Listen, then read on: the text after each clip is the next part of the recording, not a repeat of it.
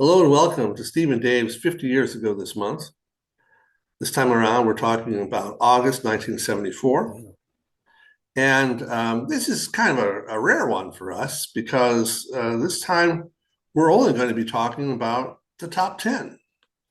We're not going to be doing any cherry picking because all of the songs on the top 10 this week are new to the top 10, or at least Yeah, that's right. new since last month.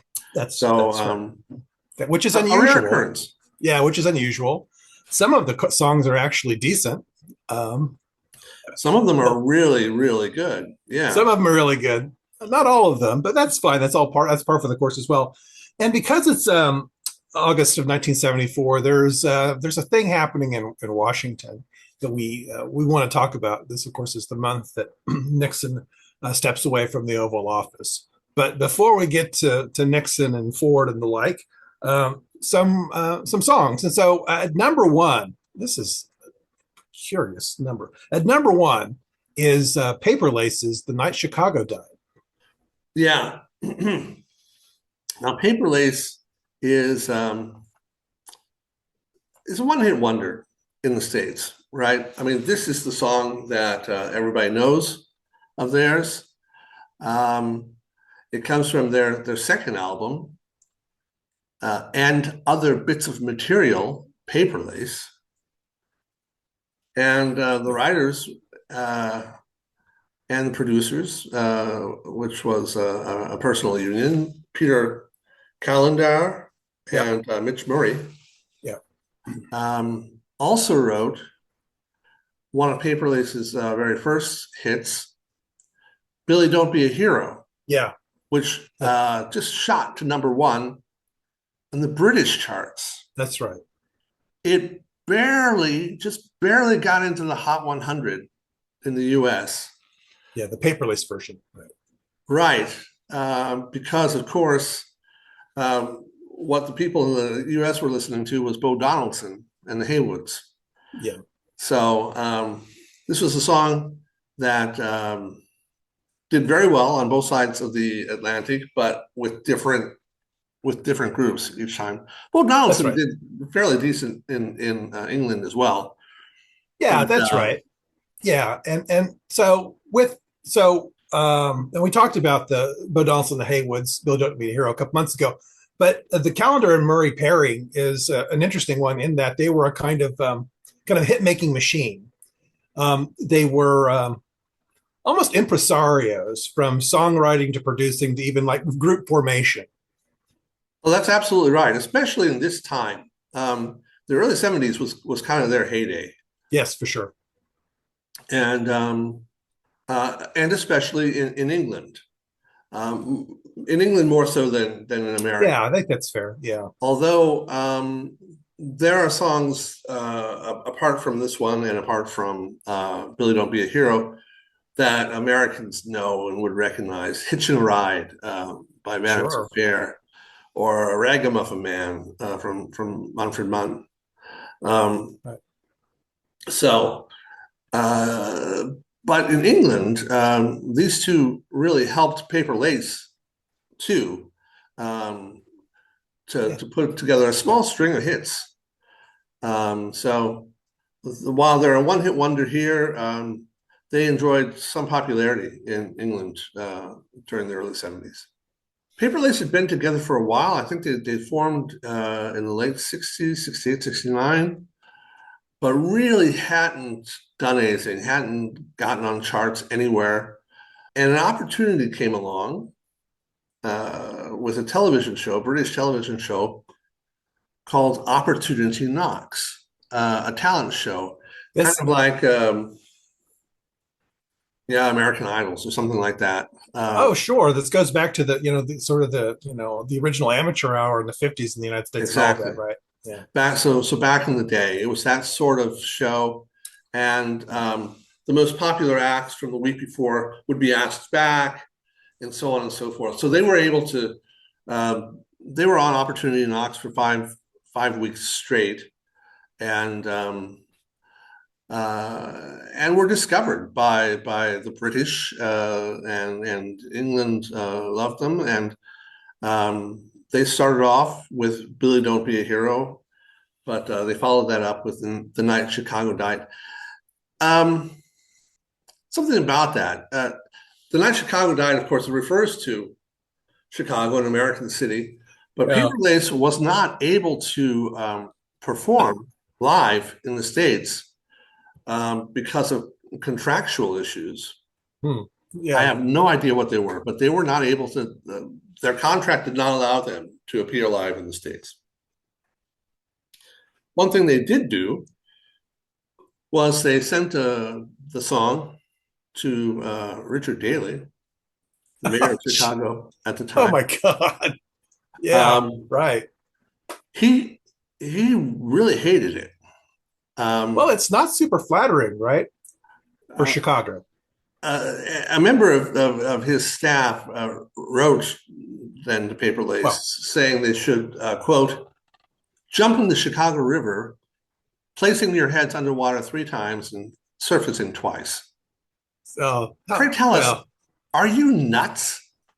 Now, Steve, why do you suppose well, a mayor of Chicago or any true Chicagoan might object to this, that okay. Chicago night? Well, so for this mayor, I don't know that it would have mattered what was sent to him uh, from popular music in the 1970s, because this guy was a little bit out of step with the times. I don't think that Mayor Daley had, a jukebox Oh, full of well, I assume that he was a big fan of groups like Jefferson Airplane and oh yeah, yeah, things like that. right, No, right. not so I much. think it's unlikely, but Night Chicago Dies talks about a fairly infamous incident in Chicago history, and That never occurred. that never occurred. But that, well, yeah, but well, right. And so you're going to get to that, but it's not necessarily a ringing endorsement of Chicago. Had they did they not? I don't know what you'd send Mayor Daley. You wouldn't send him anything. I Well, mean, maybe somebody sent him a horse's head back in the day, but I mean, oh, it's I think he was sending the horses' heads. maybe so. It's like, well, what really? What are you doing? But yeah, so you probably want to talk about the sort of the pseudo history behind all this. Yeah, see, um, The Night Chicago Died was essentially a Hollywood version of Chicago history.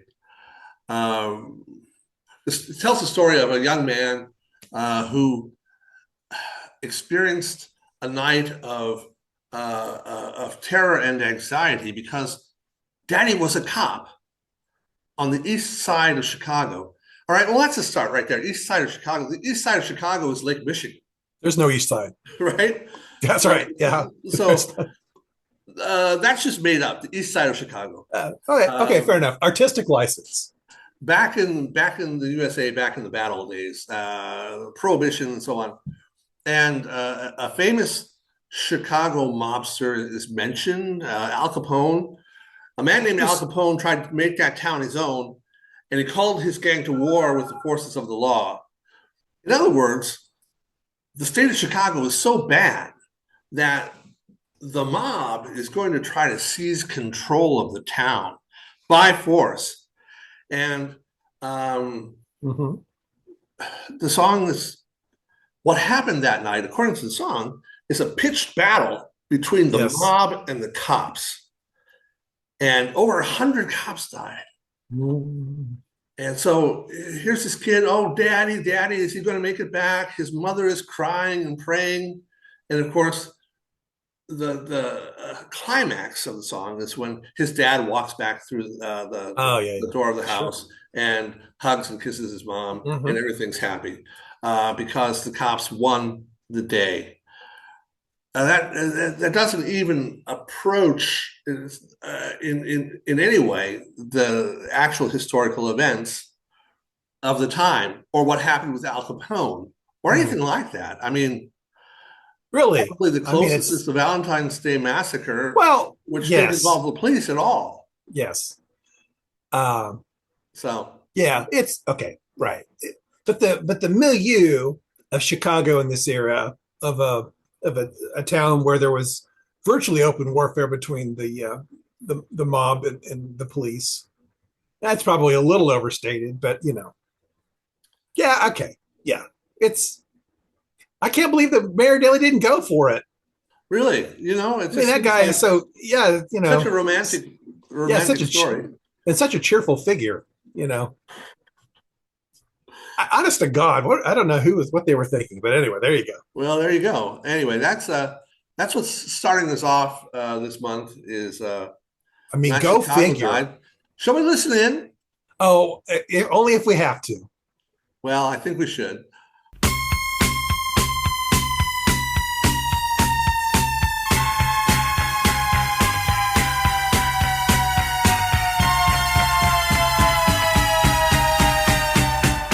Daddy was a cop on the east side of Chicago, back in the USA, back in the bad old days. In the heat of a summer night, in the land of the dollar bill, when the town of Chicago died, and they talk about it still. When a man named Al Capone tried to make that town his own, and he called his gang to war with the forces of the law, I heard my mama cry. I heard her pray the night Chicago died. Man, that song's terrible. It's just awful. Well, Oh, God. moving right along then. Sorry, I mean not to throw water on my. I mean not to kill this whole show, but holy smokes, wow, that's awful. That's mid-August of '74. We have Paper Lace. God bless them. I mean, they tried. This was not the best song on our chart this month. No, I don't think so. I will give you that. But it's just, we've talked about this over and over again, but it's just so interesting the variety of popular music, the different kinds of things that were popular at the same time. And again, if you're listening to the radio in 1974, you would hear this, and then you'd hear something, and it's just like, wow, how does this? The programming, a really eclectic mix, yeah, really absolutely. eclectic. It's really eclectic era. So Night in Chicago died from Paper Lace. At number 2, then we have the amazing Roberta Flack with "Feel Like Making Love," and she's someone we have mentioned at several points along the way here. She was a monumental figure, I think, in this era as an interpreter of other songs. And Feel Like Making Love is another one of those in this line, penned by Eugene McDaniels from Kansas City. It was produced by Flack herself under the name Robina Flack, but it was nominated, as were many songs of hers in this era. It was nominated for the Grammys, for Grammy Song of the Year, Record of the Year, Female Pop Performance. And while she didn't win any of these, I think cemented her as one of the pivotal figures in this era in American music. It's just a monumental figure. Feel Like Making Love peaked at number 1 on both the pop and the R&B charts. And while this may not be remembered as fondly as some of Flack's earlier hits, I mean, it's again, it gets to the idea that she was really able then to interpret, and emote is, I think, a harsh word, but really get at the emotion of a song and take you to that place. And I think it's really quite a stunning number. And so I don't have much more to say. I think we should take a listen to a brief cut from Feel Like Making Love. Let's do that. Seeing lovers do their thing. Ooh, that's the time. I feel like making love to you. That's the time. I feel like making dreams come true. Oh, baby. Yeah, so there we have it. Roberta Flack at number 2 with Feel Like Making Love. A magnificent singer from the era Yes. about that. My goodness. So at number 3 is a hit from a very familiar face in pop music, a familiar face for over a couple decades at this point, or close to a couple decades at this Oh, point. indeed. Yeah. And really, I think, yeah. And so there's a lot that surrounds this song. Yes. So number 3, we have Paul Anka with Odia Coates' "You're Having My Baby." Yeah, You're Having My Baby. This was on his 16th album, Yeah, Anka. He had 2 other albums before called Paul Anka, but I guess the fans know. They just know which ones are which. yeah, I guess so. Yeah, This is a song that I think people either love yes, or love to hate. yeah, I think I don't that's think right. there's much middle room there at I think all, you're right. and it is among the most hated songs out there. People that Probably really so. find it really, really annoying. Well, let's talk about that first. Why? What is it about this song that strikes people the wrong way? Well, but I think there's a certain kind of saccharine / misogynistic aspect to it. Um, Okay, I think kind of those are 2 separate things I think you're right. that It's kind of contribute to its, yeah. I think there's that. It was also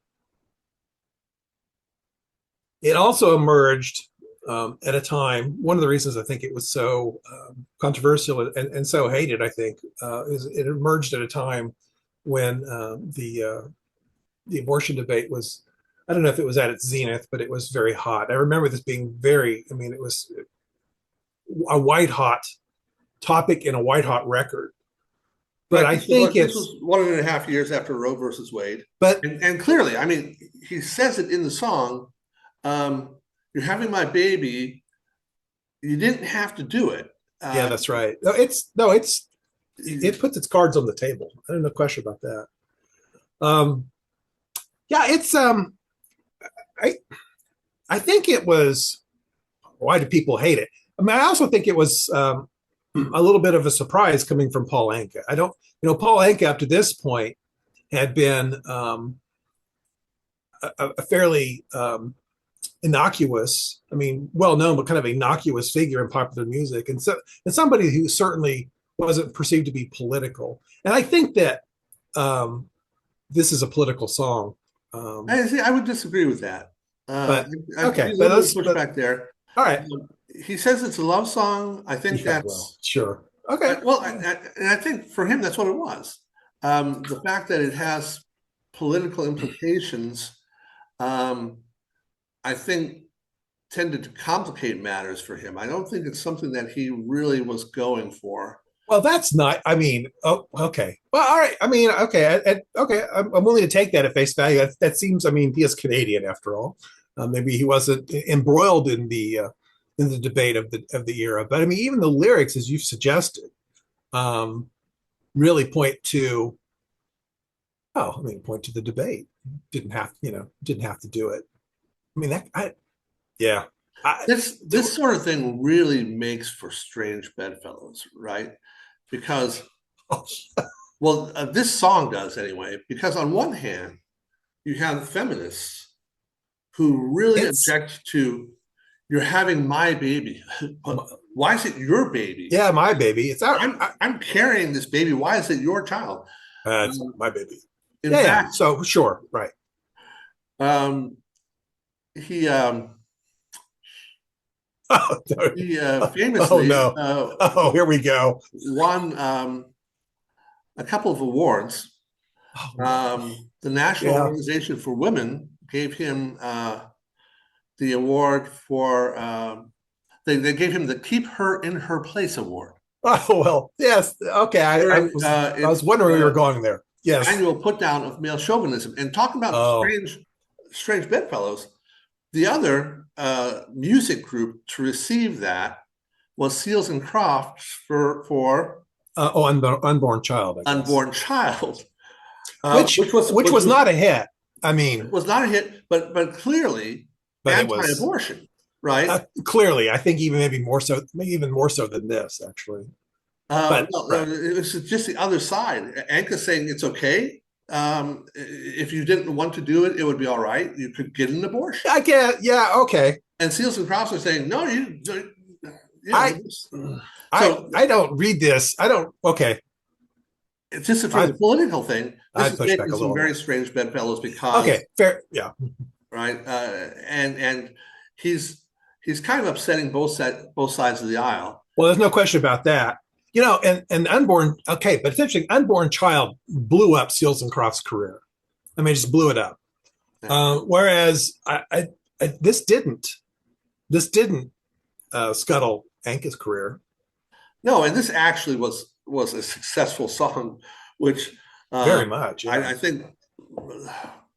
What? I think from Unborn Child they had one chart success. Yeah, they did. They did, but it wasn't Unborn Child. No, that wasn't the album. But the what is this? What is the Anka song peak at?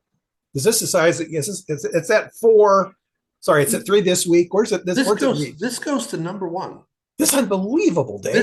This is his first number 1. This is unbelievable. It gets to number 1 in like 15 years. Yeah. Oh my, that's just staggering. After Lonely Boy. Oh my God. In fact, well, this is what I'm getting at, right? It's only his third number 1 hit at all. At all. After Diana and Lonely Boy. And by the way, Diana, just since we're talking about Anka, remains one of the best-selling songs by a Canadian singer of all time. What? Yes. Diana? Yes.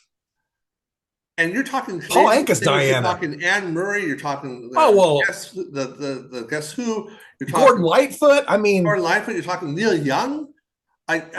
Wow. Jeez. Yeah. Well, this is okay. So this is what I'm getting at. I mean, so Paul Anka is Diana and Lonely Boy, and blah, blah, blah. And then Venus. 15 years later.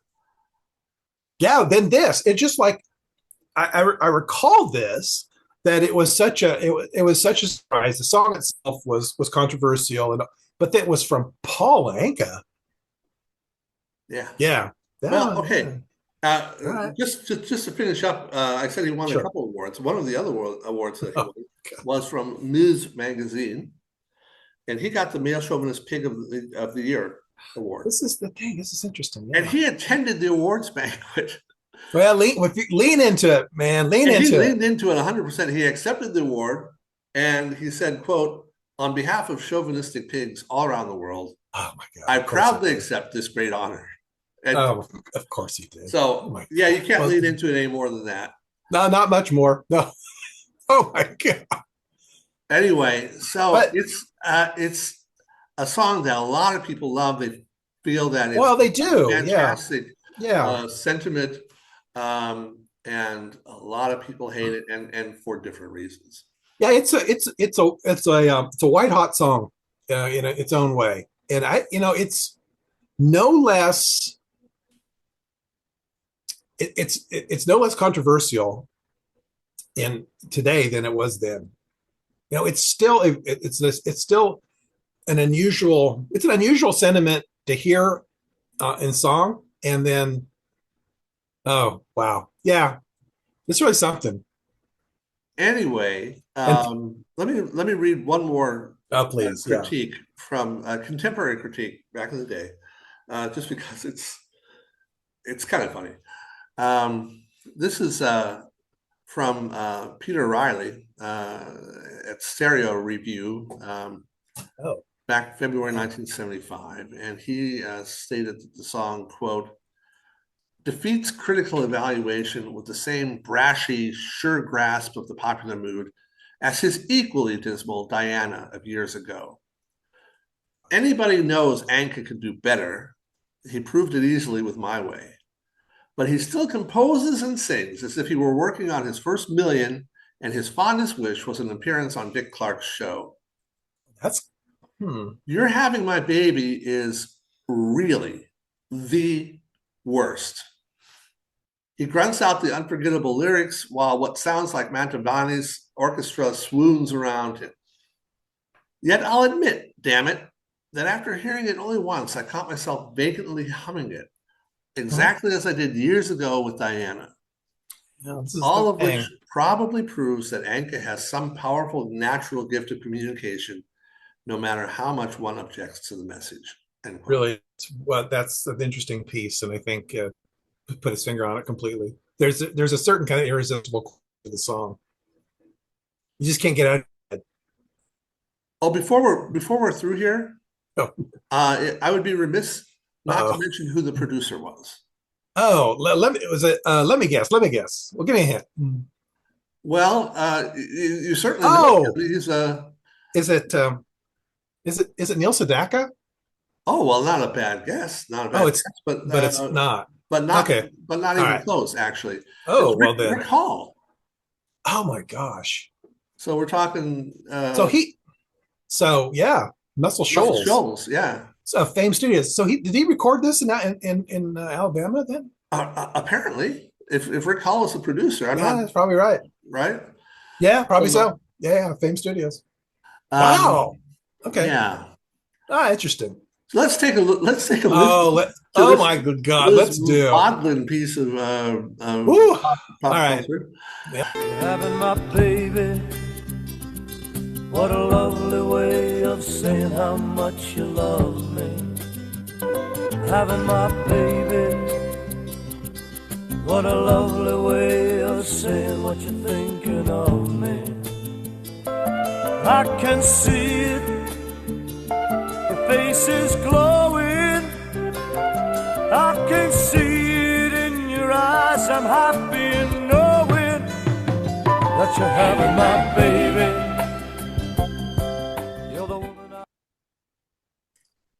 There we go. There we go. Yeah. I found myself being very self-conscious in how I was listening to it, not to move rhythmically on any, it was, yeah. So, I mean, there you go. Odia Coates, Paul Anka, You're Having My Baby. By the way, it was supposed to be a solo at the beginning, and she just happened to be in the studio at the time, and one of the record company execs suggested, hey, why don't you just I actually think that was pretty successful.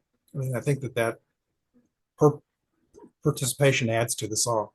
Yeah, and I'm sure it's one of the things that helps him take it all the way to number one. So I'm sure that's right. Yeah. Okay. At number 4, then, in mid-August '74, it's Rufus, and it's still Rufus, although it will soon will be Rufus featuring Chaka Khan with "Tell Me Something Good."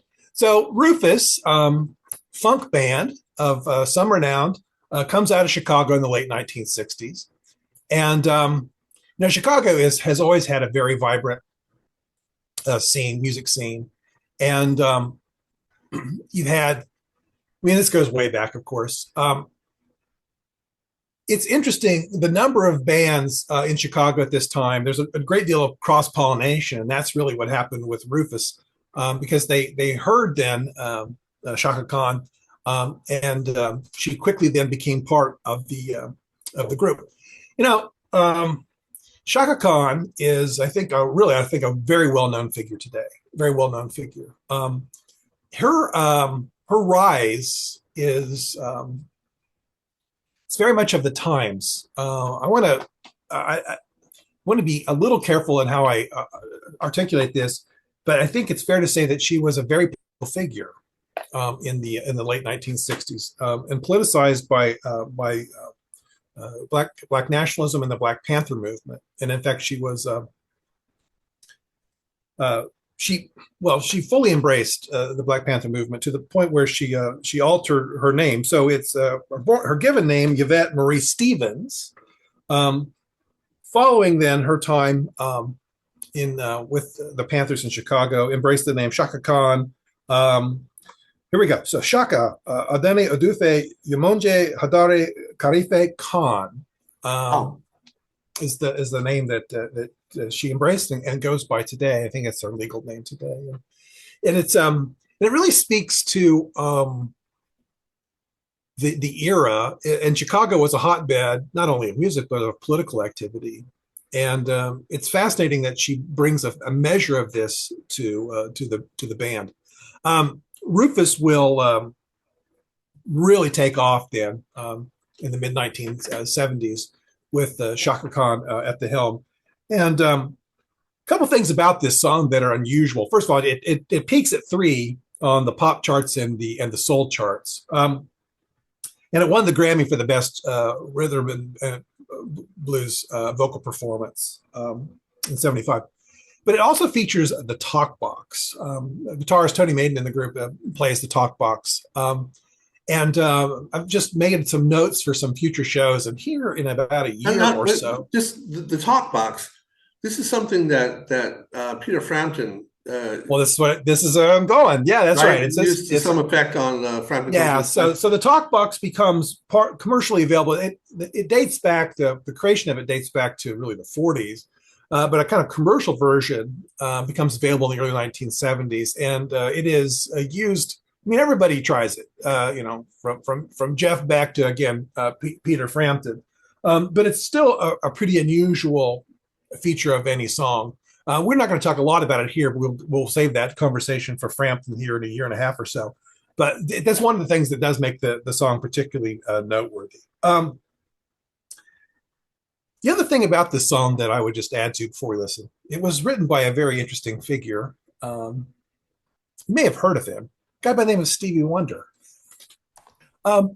So Mike, I know. So I mean, this is where Stevie Wonder is at. I mean, the songs are just exploding from him, and he can record only so many, and he records a whole bunch, but some of them make their way to other figures, and so it's really quite astounding. I mean, that guy is, he's hitting on all cylinders. So let's listen to a brief cut from Tell Me Something Good. This comes from the album Rags to Rufus.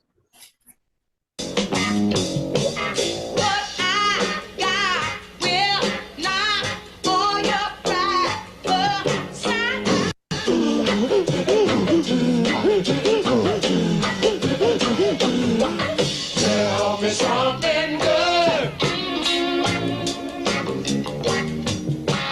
Tell me that you love me. Yeah. Tell me something good. Tell me that you like it. Yeah.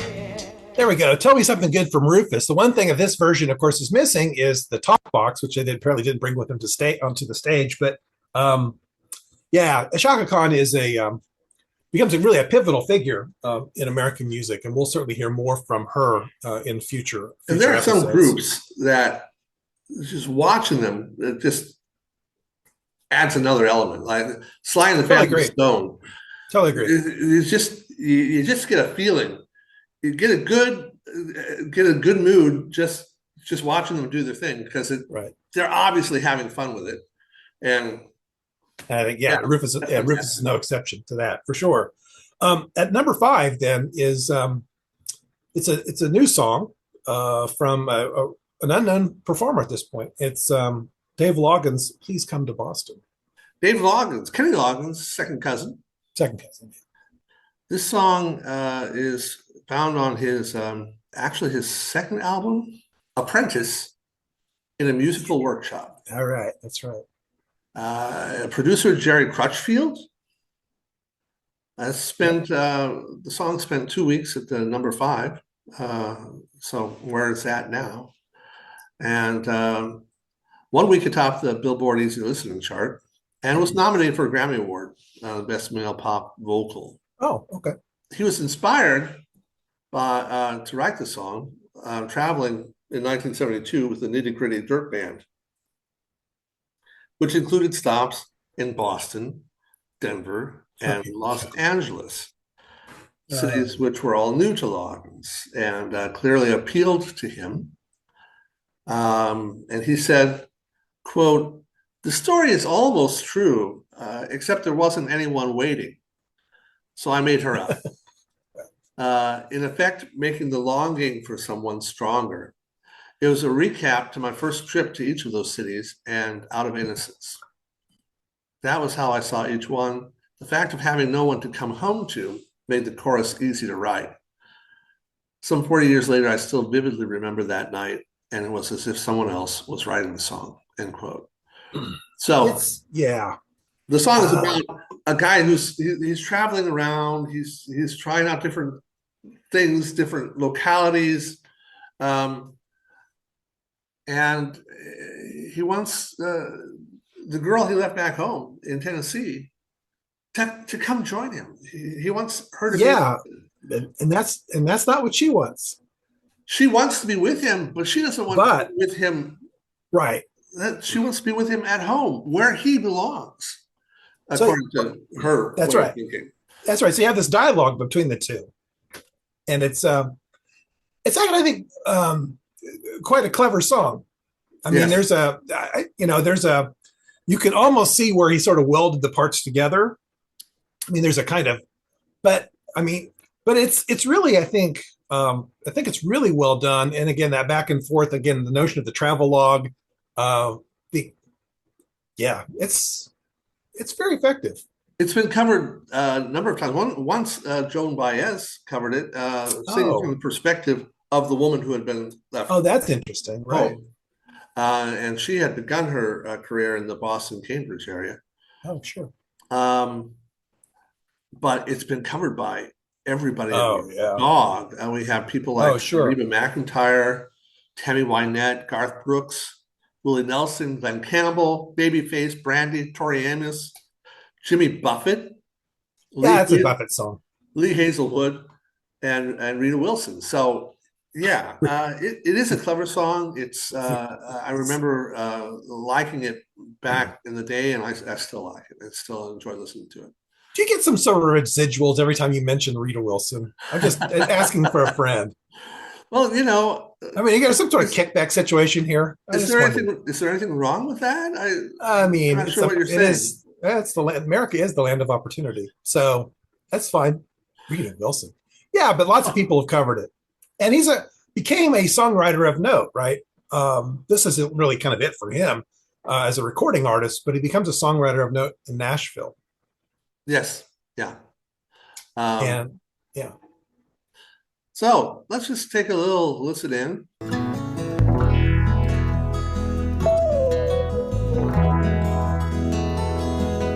Please come to Boston for the springtime.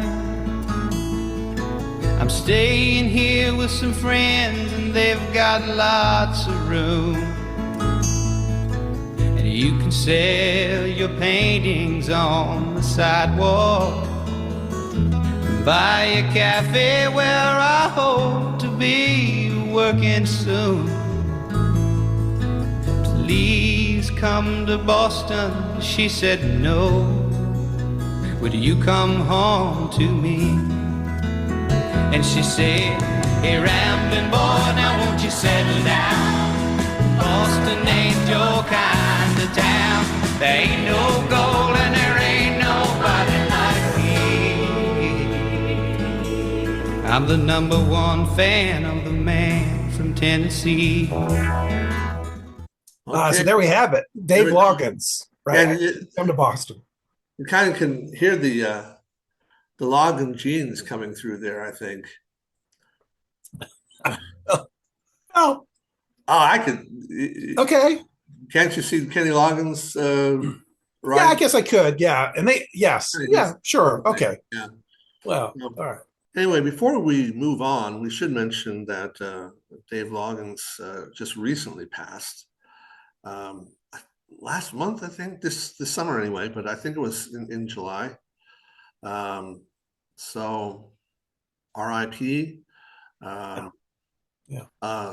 One hit wonder, but also a songwriter that was greatly respected, especially in Nashville, and wrote hits for other people. Yeah, he certainly did. So from Dave Loggins, then at number 6 It's Chicago's Call on Me. I think you can argue that Chicago is at their zenith. They've been putting songs on the charts since since the beginning of this decade. And one of the things that's so interesting about Chicago is that they have so many talented individuals. And I think you could argue, that maybe at this point they have too many talented individuals. In that, for example, "Call on Me" is penned by Lee Longning. Longning was or is a brass player. This is his first real composition. And he got a lot of help from Cetera. In fact, I think Cetera would argue that he probably deserved a co-writing credit. But what you have here in Chicago is you have Cetera, you have Robert Lamb, you have Terry Kath, Walter Paraziter, and now you have Longnain, who are all in the band and who are all writing. And I don't know if it's a question of too many cooks, but if Chicago's at their commercial zenith here, part of their challenge will be that there's just not enough. There just aren't enough songs to go around. The albums aren't big enough. And the other thing, of course, with Chicago, we've talked about, is that they recorded this at Caribou Ranch, and again, as we noted, their manager. Was skimming generously for himself. Yeah, so these guys have money, but maybe not as much money as they thought they should have. Yeah, and I think at any point, right, a band after 5 or 6 years, it's a tricky time. These are young guys, all in their 20s. Add to the mix drugs, particularly cocaine, which starts to really infiltrate the band at this point. If you read any accounts from the band members themselves. When you start making the kind of money that makes cocaine a plausible everyday type of drug. I mean, cocaine is expensive, but if you're making the money, why not? And how many bands have gone through that? I mean, that's right. I mean, the dozens and dozens and dozens, and apparently Caribou Ranch was awash in cocaine, and so there's just a lot that's swirling about here that really is troubling for the band. But again, they're at their height. This "Call on Me" comes from the from the album Chicago 7.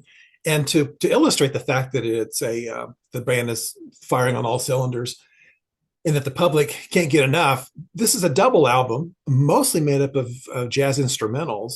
And really, the only songs that you could extract here are the songs that chart, and not just chart, but get into the top 10. And so they really, at this point, could almost do no wrong. But again, it won't be long before the band begins to pull apart. It's again, these are the salad days for Chicago, but they won't last forever. Well, a couple of years from now, I'll buy the Chicago 9 album just because, my God, talking about greatest hits, everything on it is just fantastic.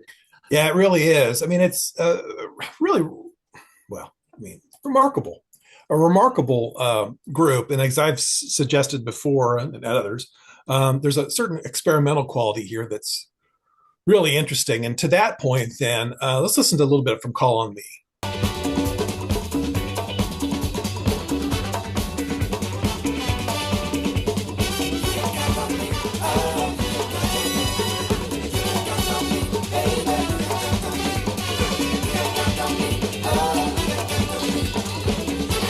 There you go.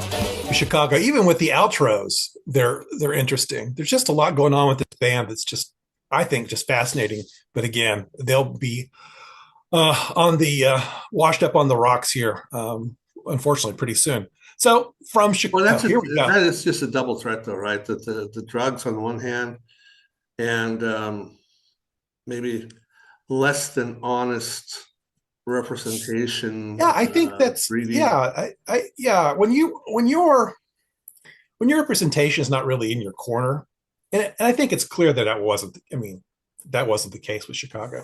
That they, my Lord, I mean, it's amazing that they did what they could do.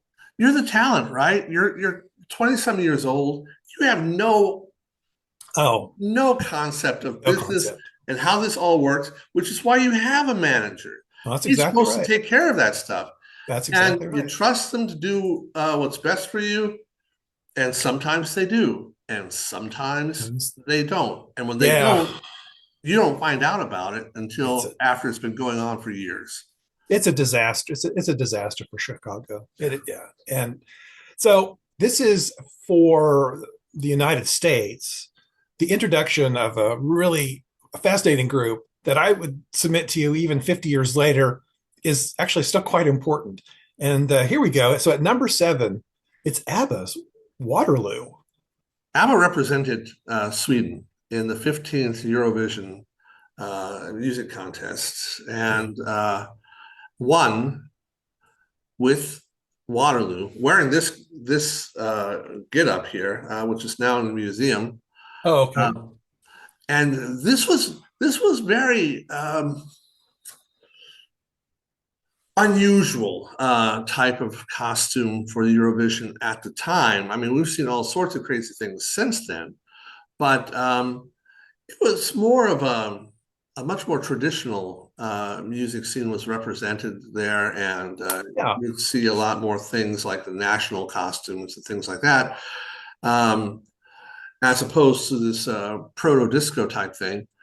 Um, but Well, that yeah. that really launched their international career, as you suggested. They had already had some success in Sweden with Ring Yeah. Ring, I think. Ring ring. I thought I knew it was some sort of bell thing. Yeah. Yeah. Which yeah. Okay. So Yeah. Ring they had ring. already had some success in Sweden Right.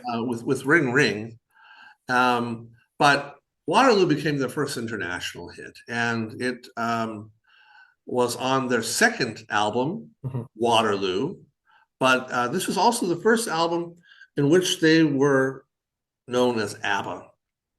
Um, the Swedish version of the single was backed with the Swedish version of Honey Honey, which also became one of their go-to hits later on in their career internationally. Writers and producers were, of course, Benny Andersson and Bjorn Ulvaeus. Benny and Bjorn, that made up the B and B of ABBA.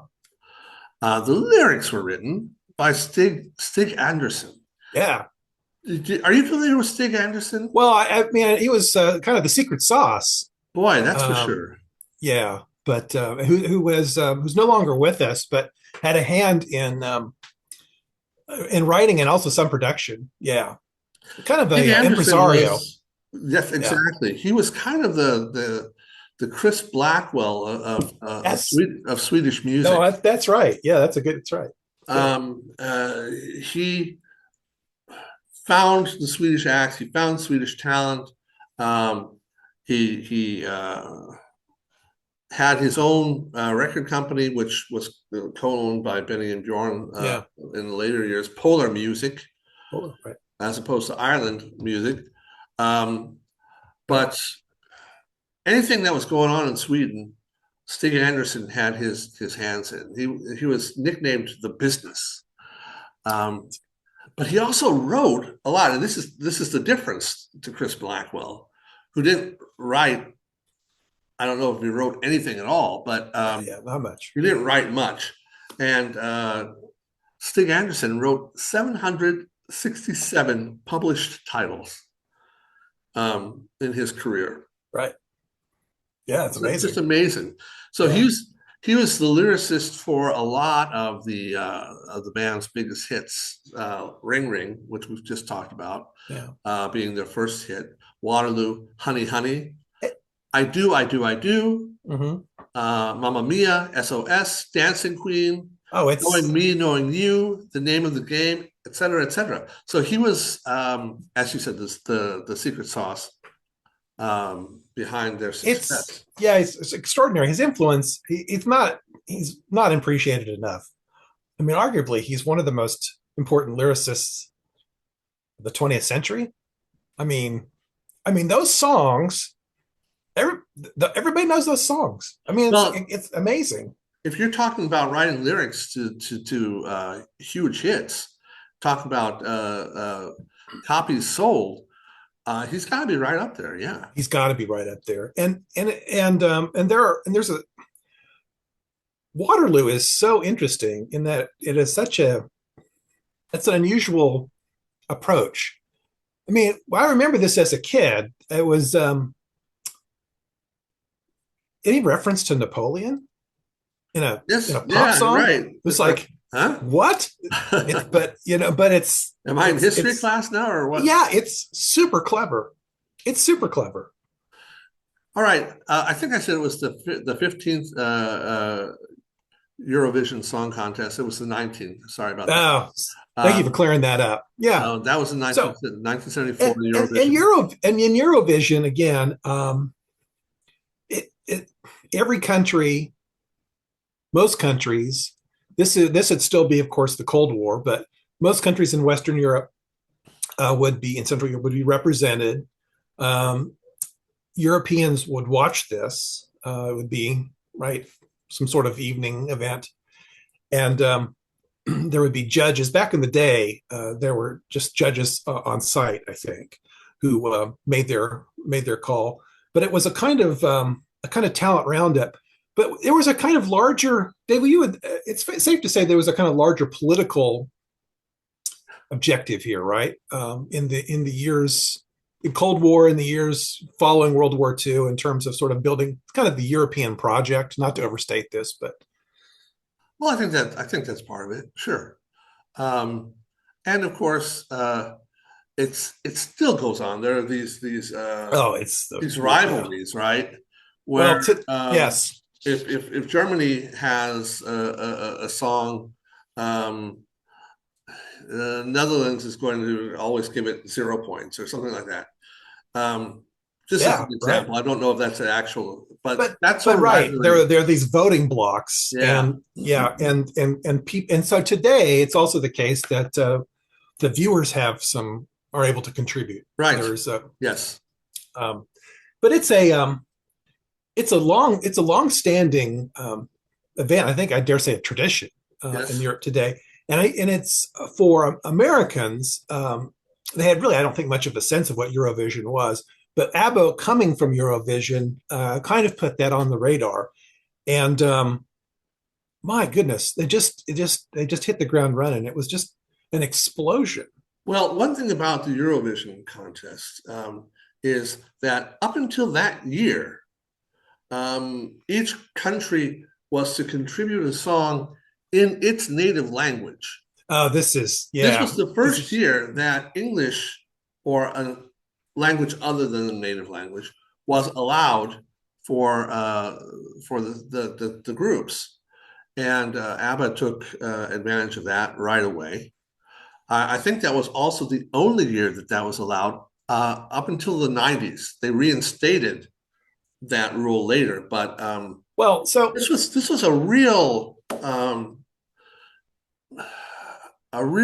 exception to a long-standing rule. It's as if if you were working behind the scenes. I mean, conspiracists might this is perfect for a telegenic group from Sweden who can sing in English. Let's but the Eurovision thing is so unusual, and as you're suggesting, right, that people singing in their native languages, and people couldn't understand. There would be some subtitles and whatnot, but it was just this, and in the native garb and all this. It was almost a kind of an expression of kind of folk tradition, and then this transition comes where it's kind of an explosion of pop, and as you suggested with the outfits and all of that, it's like something almost from the future. Yes. Yeah, I think it was a real outlier for the Eurovision Song Contest. And as they say, the rest is history. The song shot to #1 in the UK, stayed there for 2 weeks, became the first of the band's 9 UK #1s. It was the 16th biggest selling single of the year in the UK. It also topped the charts in Belgium, Denmark, Finland, West Germany, Ireland, right. South Got it. Africa, and Switzerland. It topped the charts, and it reached the top 3 in Austria, France, the Netherlands, Spain, and, of course, Sweden. Of course, Sweden. I mean, it is. ABBA is an international phenomenon. I mean, Oh yeah, there's just no getting around it, and they've been so since the beginning, right? Just it's from the word go, they were a kind of global entity. It's really something. well, I think one of the things about it is, as strange as their European proto disco look was Yeah, at the time, right. it still was a band that had a very attractive, very clean image. And this was a band that your parents didn't feel bad at all about you I think that's listening yes, to, about you totally buying the agree. records. Now, ABBA was Totally okay agree. with your parents, Yeah. right? Yeah, John Denver, ABBA, the Carpenters, yeah. the groups that were okay. I like those. Yes, I like those records. You know, that the kind of thing comes on the radio, or they see them on television and things, and Yeah. So they cut a wide swath, no question. absolutely, and for decades, Yes. as long as they were in the business, their comeback record hasn't performed particularly well, but what I've heard from it is still a very appealing type of music. Well, it's still ABBA. I mean, you know, it's still Right. ABBA. You know, they have the ABBA experience in London and all that, but they've been. I mean, there was a world where ABBA wasn't in it, and now they're here. I don't know what's just happened.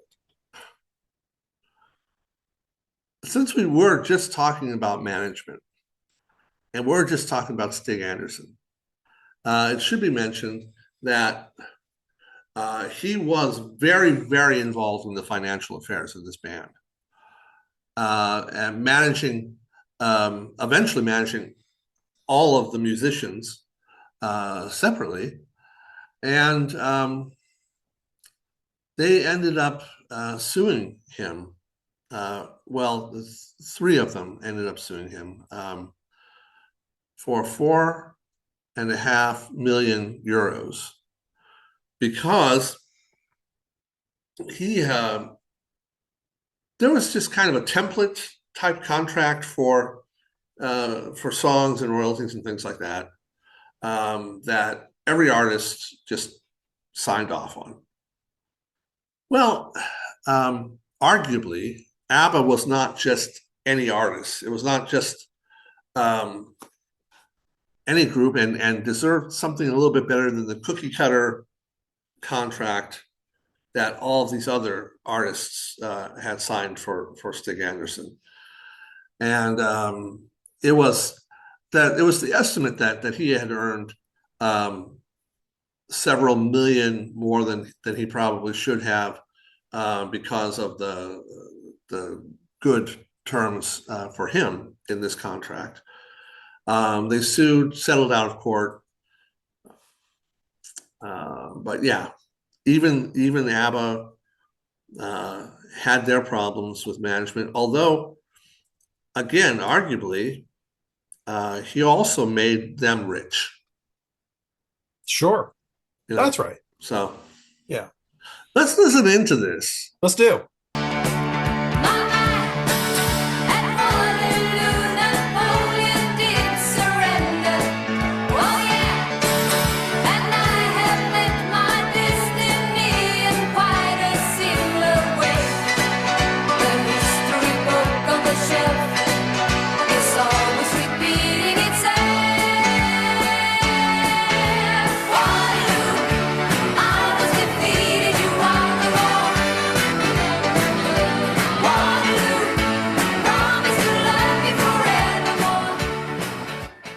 Can't go wrong with ABBA. So why? So there we go. And so we for years and years now, we will be talking about ABBA because they are a constant presence on the charts for the rest of the 70s. Well, from the sublime to the ridiculous. At number 8, Oh, so it's Jim Stafford's Wildwood Weed. Oh, it's just delightful. Oh This is God. this comes from the same album, his debut album, Jim Stafford, Yeah, where essentially all the hits that he had in his career came from this LP, that's right? right.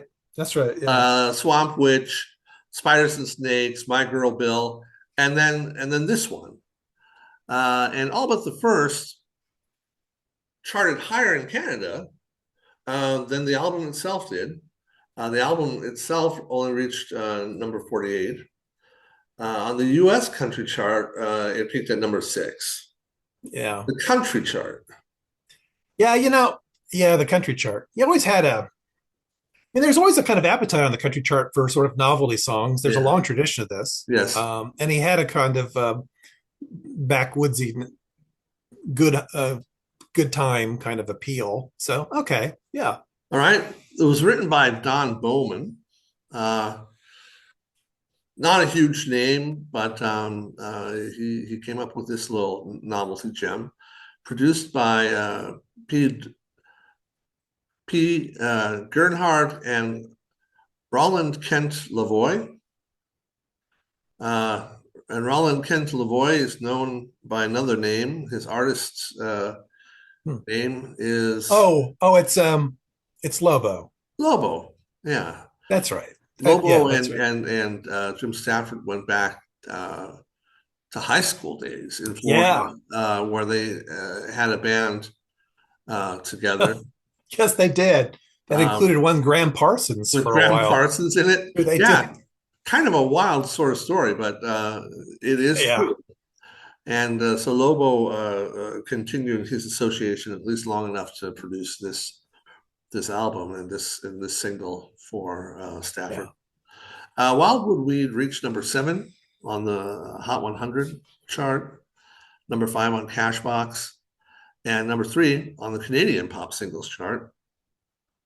Also had a crossover hit on the adult contemporary charts of both Canada and the States. Oh, of course it did. Reached number 2 in Canada.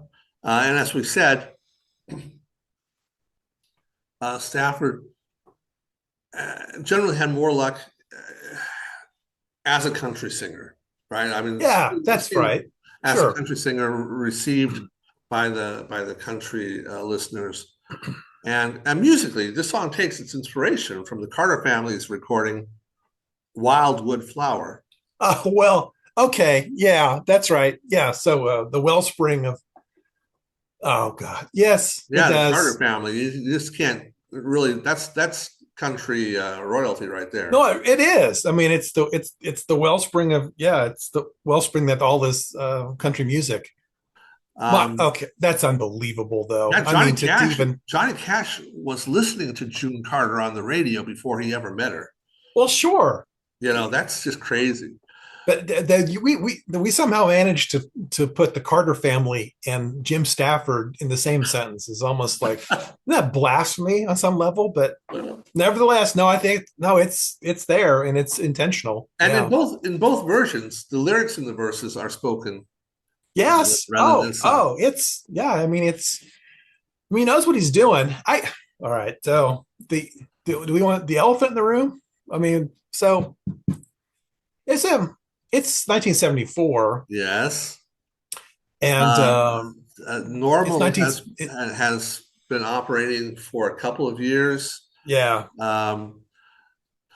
Normal, the national organization. for the reform of marijuana laws. Yes. I believe that's right. So Wildwood Weed is apparently some sort of Apparently. at least similar to marijuana, if it's Apparently. not marijuana itself, and it has Yes. some psychoactive Yes. elements. And the singer's brother and him discovered by accident what smoking the wild weed will do for you, and his brother ends up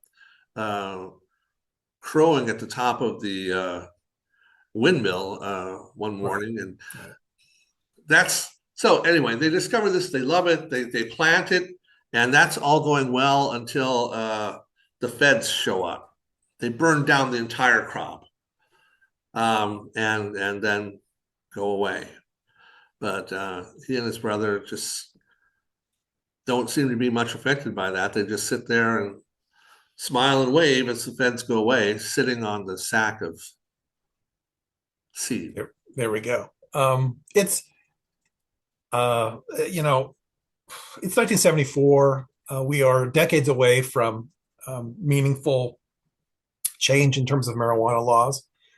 But I guess you can argue, that marijuana is seeping into the popular culture. So it has moved beyond kind of youth culture and kind of, marijuana has been a part of the lives of artists for a long, long time, decades.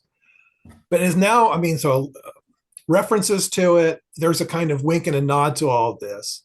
I mean, this is kind of a step beyond Cheech and Chong, right? Because this song is being played on stations, in conservative America.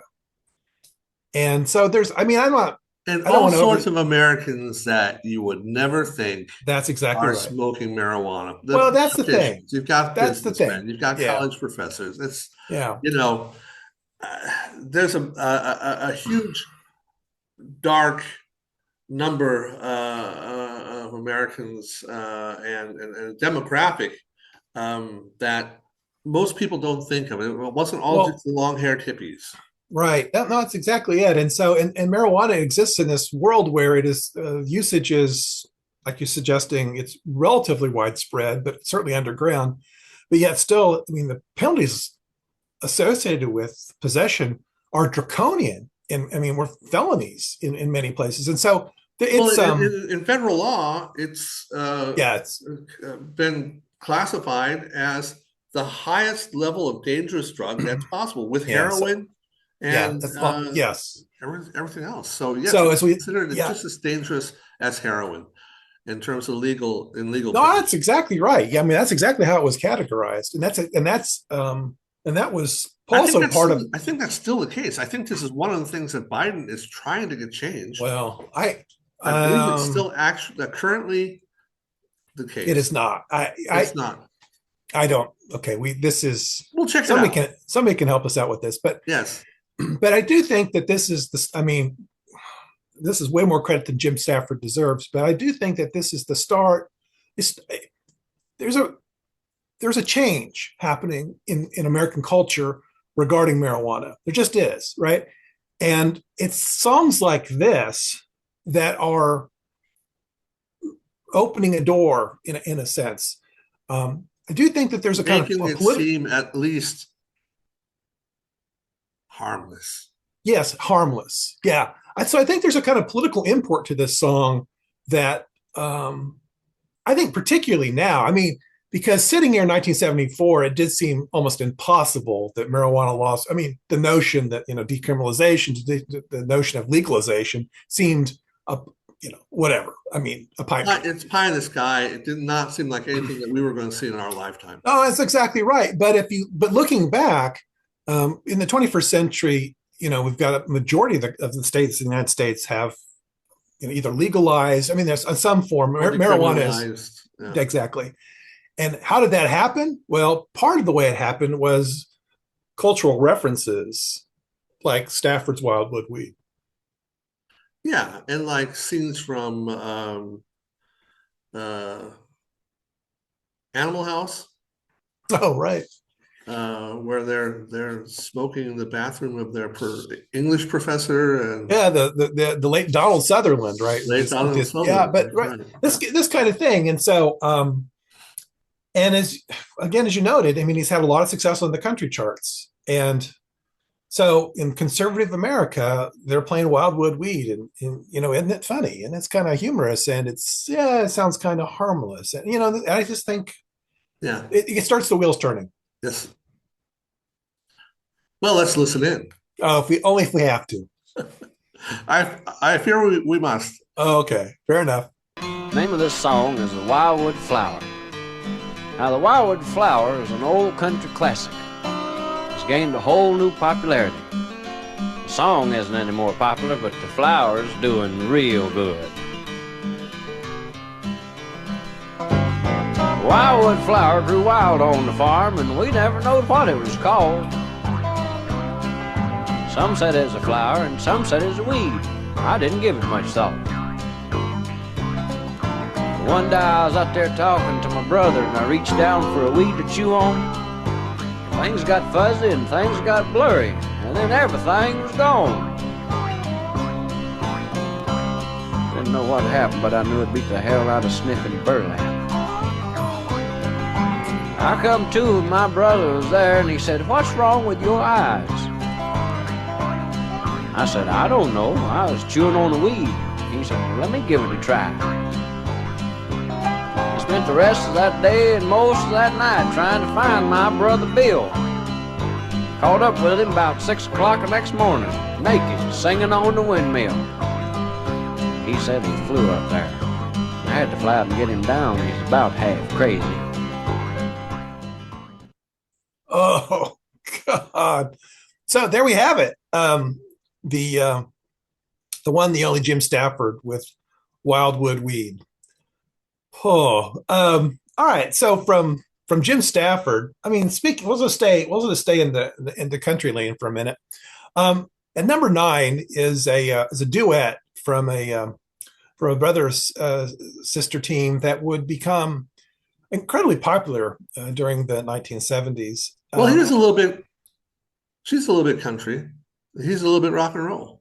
Yeah, a little bit rock and roll.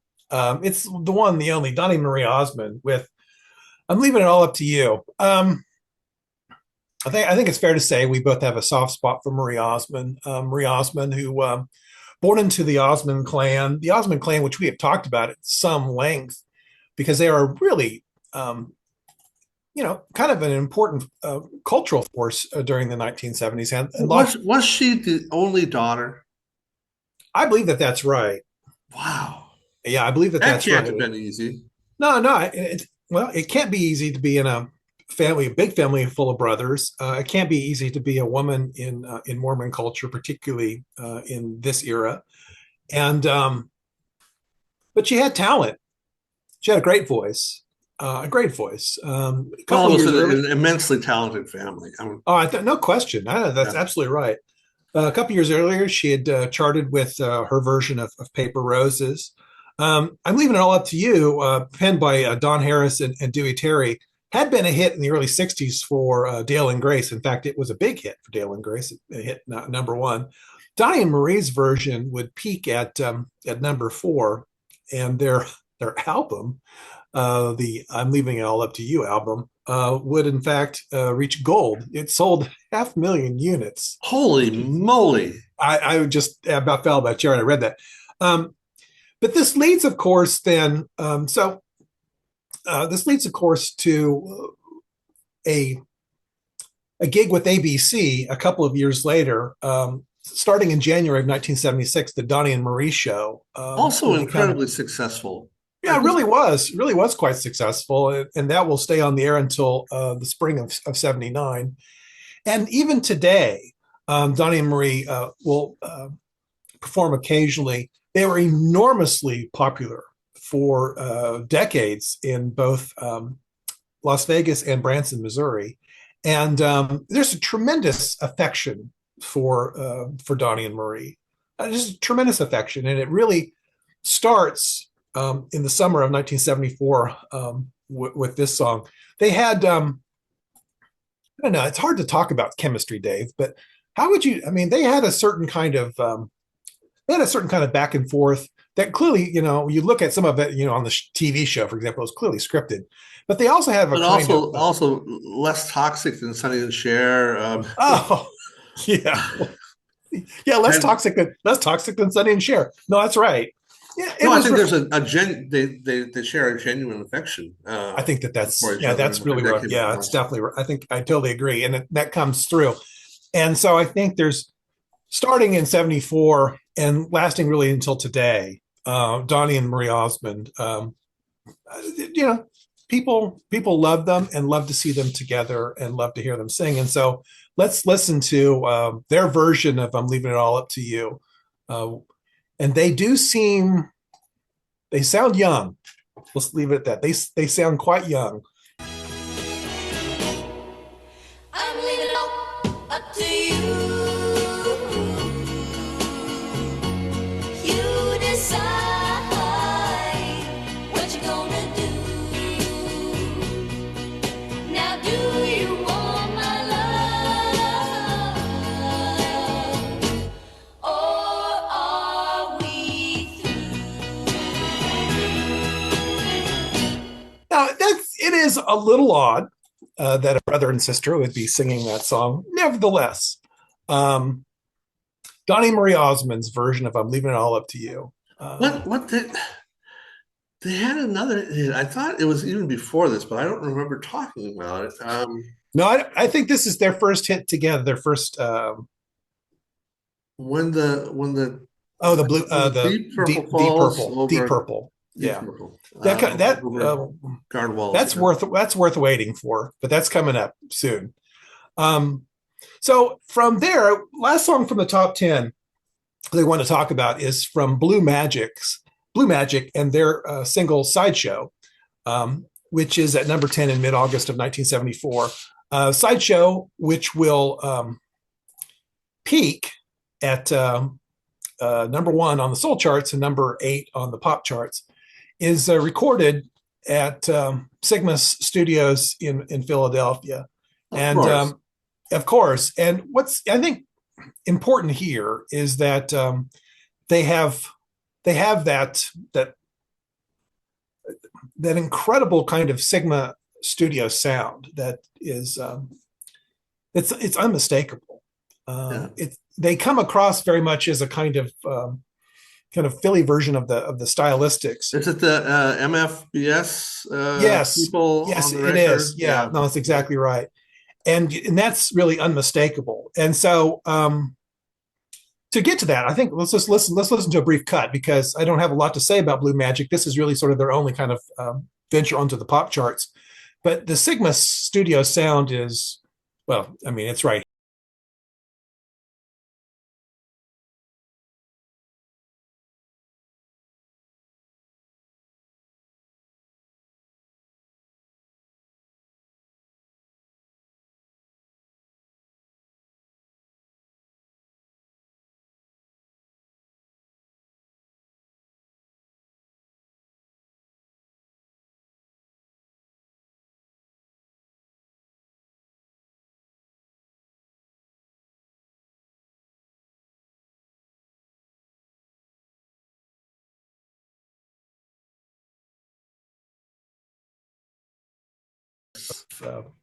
Sigma sound.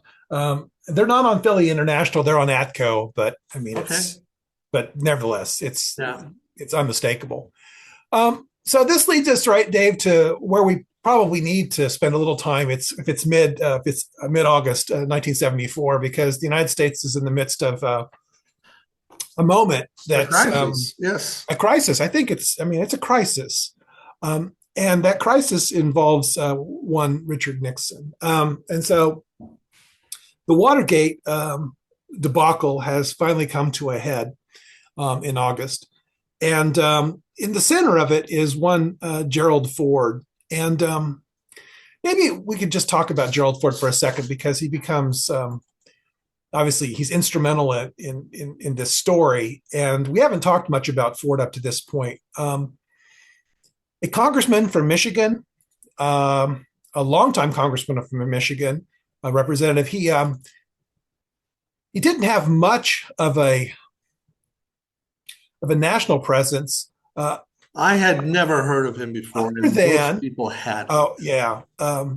If you were not in Congress, you probably had not heard of Jerry Ford. No, I think that's right. The only real national footing that he had, I think, he was on the Warren Commission, and as an individual member, and and that was a group of some renown. But yeah, so he was a loyal Republican, but he had lots of friends in Congress, an affable legislator. He was he was partisan, but he was not toxic. And everybody loved Jerry Ford. He comes from a Did not very make waves.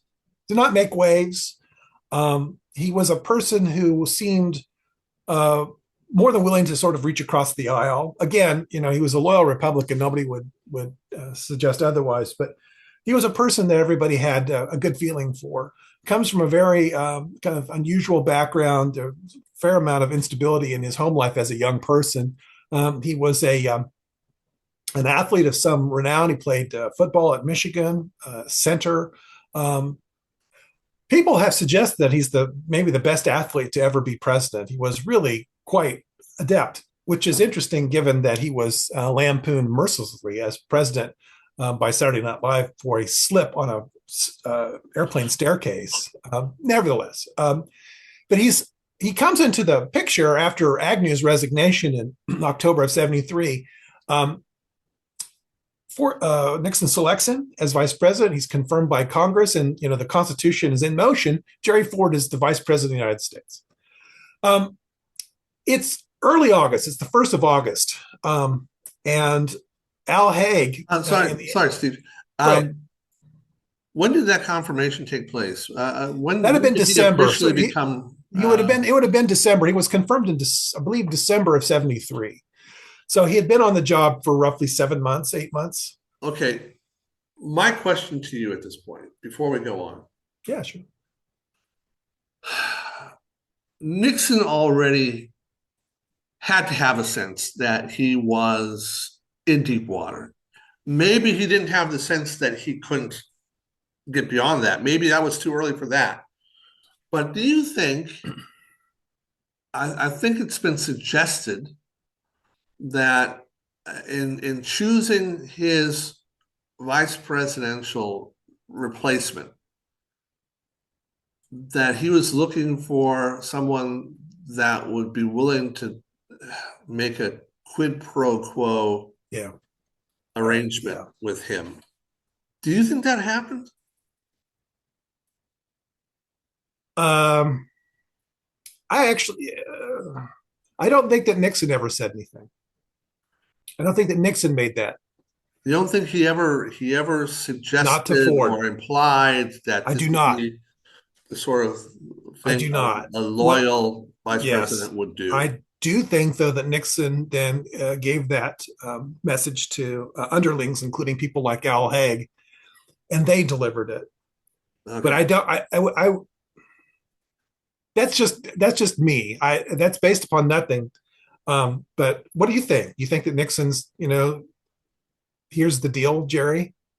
I don't think Ford would have gone for it. I don't think he would have either. I think he had. I think he was actually a man of integrity. I totally agree, Dave. I think that would have, yes, that would have been a bridge too far for Ford, and he wouldn't have gotten himself into that situation. But plenty of people thought it. I do think, to that point, though, that in early August 1st, in fact, when Al Haig met with Ford to give him a heads up that the smoking gun tapes, 2 tapes, were going to be released. The transcripts are going to be released, and in those transcripts, it was clear. Nixon said, we need to derail this investigation. We need to get the CIA to get the FBI off our back. There's some stonewalling, yeah. Yeah, and so what actually, though, was said to Ford in that August 1st meeting, I think is that nobody's ever really been clear about it. But it's at that point, though, where a quid pro quo situation might have been offered in terms of the old man is going to either going to fight it or he's going to resign, but he's only going to resign if he has a kind of guarantee that that there'll be a pardon.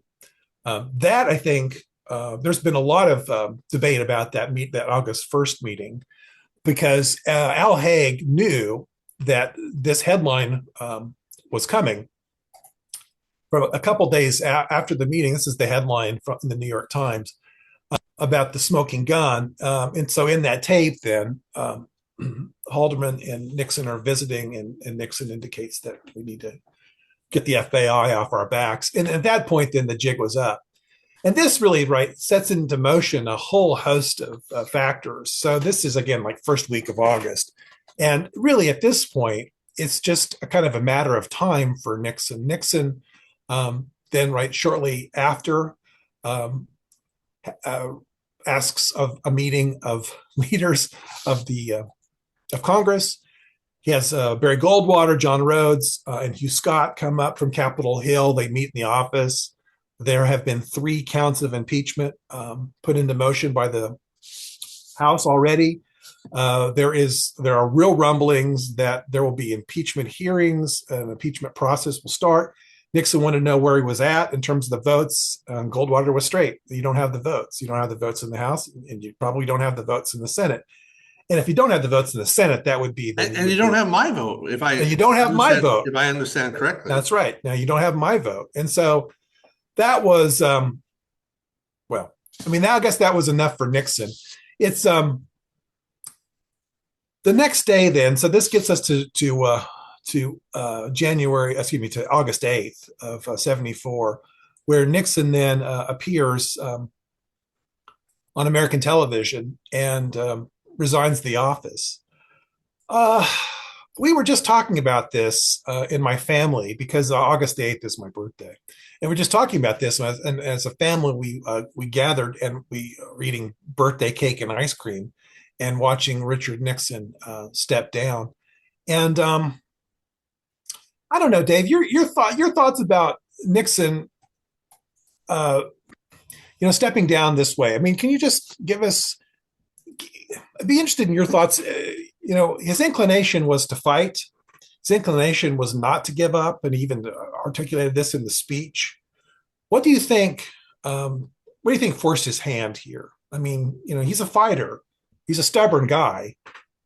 Yet he sits in front of the country on August 8th and says he's going to step down. What do you think finally sort of pushed him in this direction?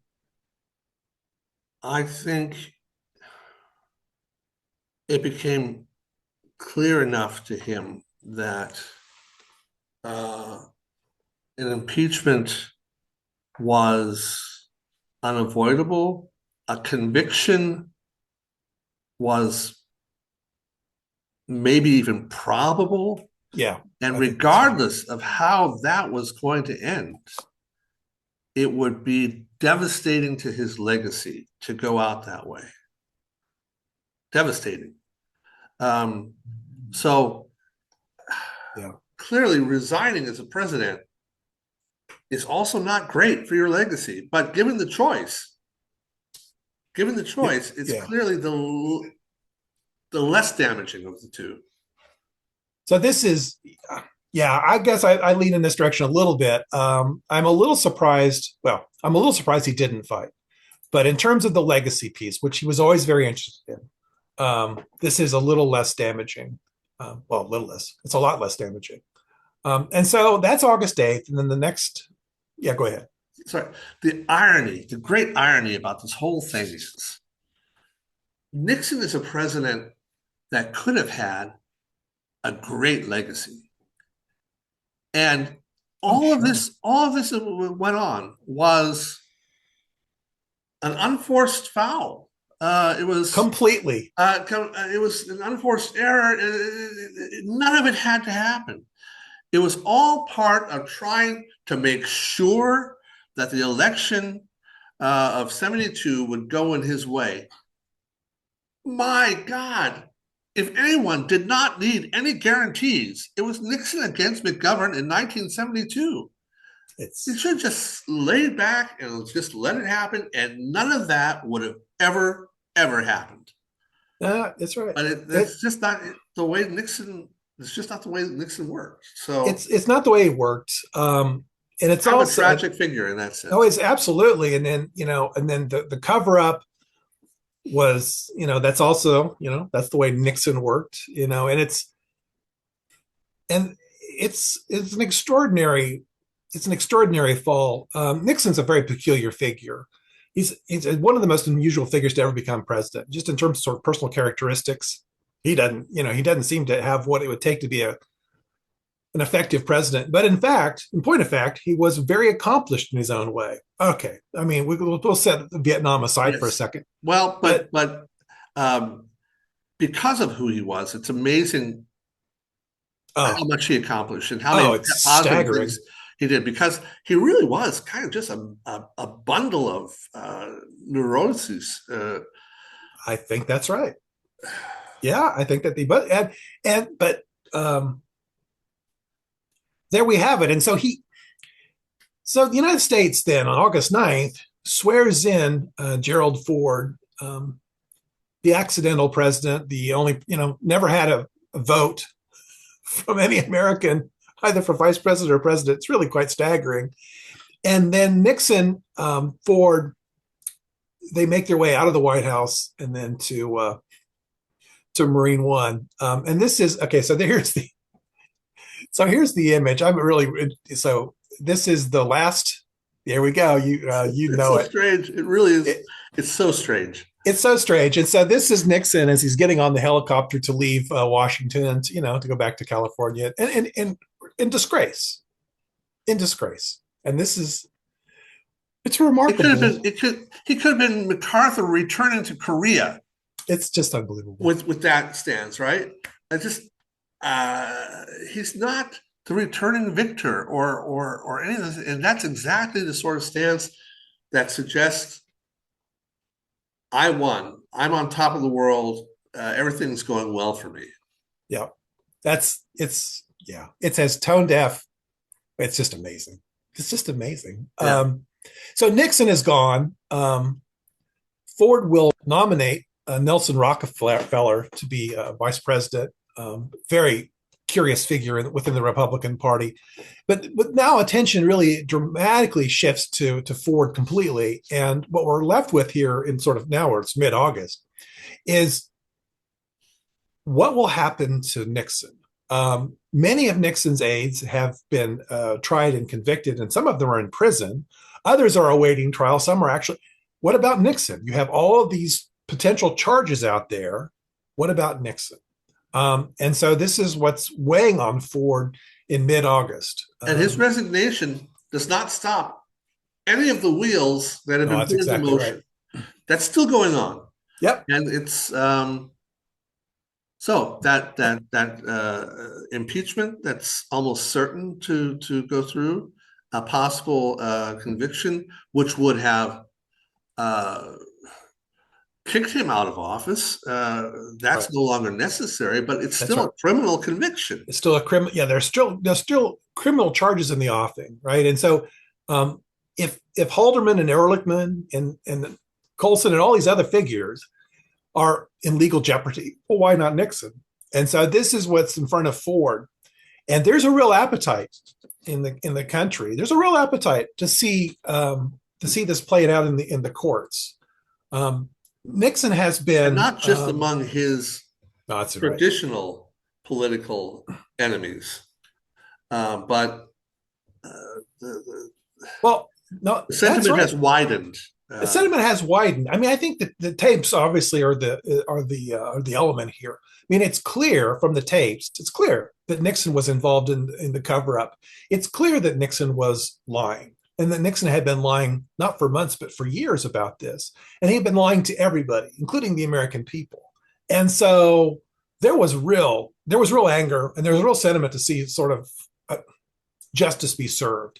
And this is what's in front of Ford in August. And I think this is where we maybe should leave it, because we're going to talk more about what Ford where Ford heads with all this in September. But you would think on some level the Watergate has, it's kind of over. And this episode is kind of ended, but yet it really hasn't, because the question surrounding Nixon is enormous at this point. There's blood in the water. Yes. There is enormous amount of unrest, and the American public is very, very disillusioned, disappointed, angry about the way this has all turned out. Yeah, and if they're disillusioned and angry now, just wait a month, because it's what we're headed to is what Ford decides in terms of a pardon for Nixon in September. And that pardon, what's I think important about all of this is that this is not just a kind of a historical episode, fascinating, tragic, all of that, but there are real implications to the 21st century and to the world we're living in today. And the decisions Ford made in '74 resonate in the 21st century. And that, well, in retrospect, I think the analysis is completely different, has to be completely different than the contemporary one was. That's right. Yeah. Yeah. And it's interesting how that has shifted. And we're going to talk about all of that next month. So September of '74 is going to be fascinating. And so with that, I think, Dave, you want to take us home here? Sure. If you enjoyed this episode of 50 Years Ago This Month, we hope you did. You can subscribe to the channel right here. You can watch another episode of 50 Years Ago This Month right up here. And you'll want to make sure to check out the playlist. All the yummy music that we talked about is going to be played right here. Here we go. We've also got a lengthy reading list for this month. Lots of Watergate articles and books. I think some key books, if you really want to dig into this, if you've never really thought much about Watergate and Nixon's resignations, we've got a number of suggestions, and you'll find those down below. And as always, we're tweeting on X, however you want to say it. We're doing that every day. So until next time, see you soon. Bye-bye.